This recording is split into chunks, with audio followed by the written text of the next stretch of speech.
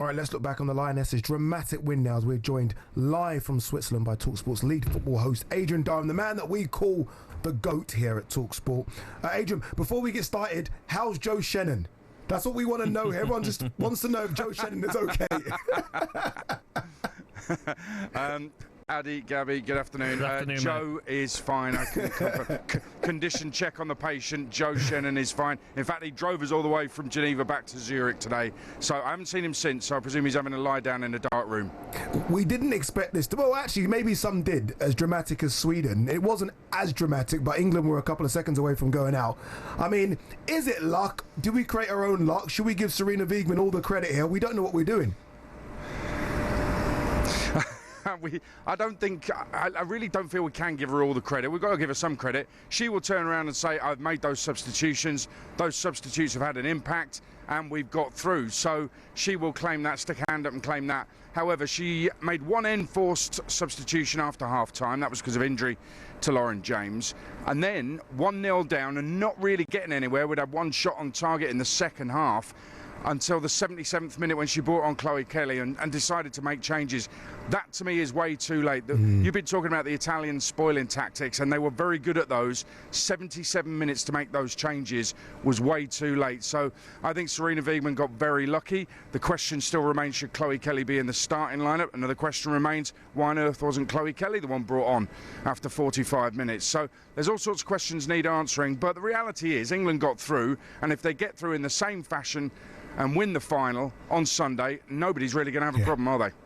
But talking about the game, Adrian, I got home and it's about 65 minutes gone in the game, and I was looking, I was thinking, where's Chloe Kelly? Where's Agyemang? And it got to 80 minutes and Agyemang is still not on. I feel we got away with one.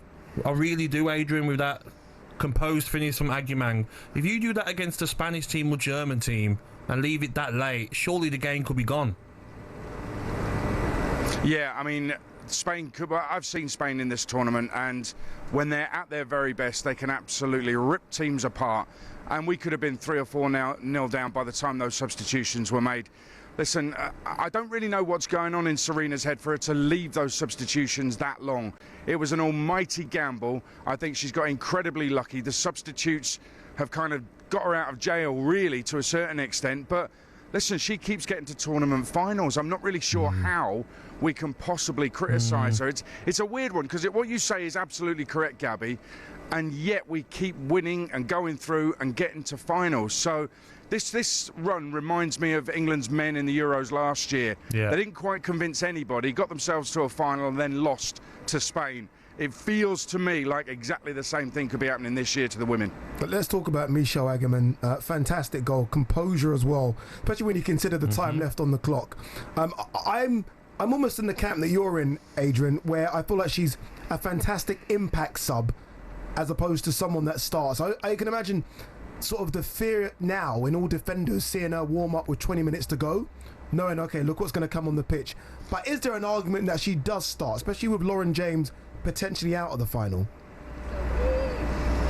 This is a very interesting debate. It's the hot topic around the England camp at the moment, certainly around the press corps and the fans. What I would say is this: Michelle Agyemang didn't come on until 85 minutes. Wow. That, to me, is absolutely baffling, and yet she's still got an equaliser.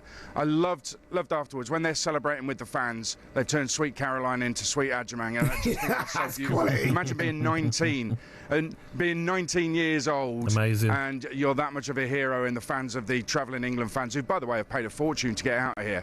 And just on the substitutions, those England fans have paid a fortune. They stayed positive throughout the game. They must have been wondering, Sarina, are you going to make changes? Well, she did in the end. And Michelle is very popular in the squad. She's very popular, obviously, with the fans.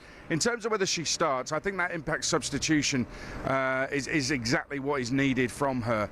Alessia Russo works incredibly hard during the game, tirelessly, probably the hardest worker and the most consistent performer.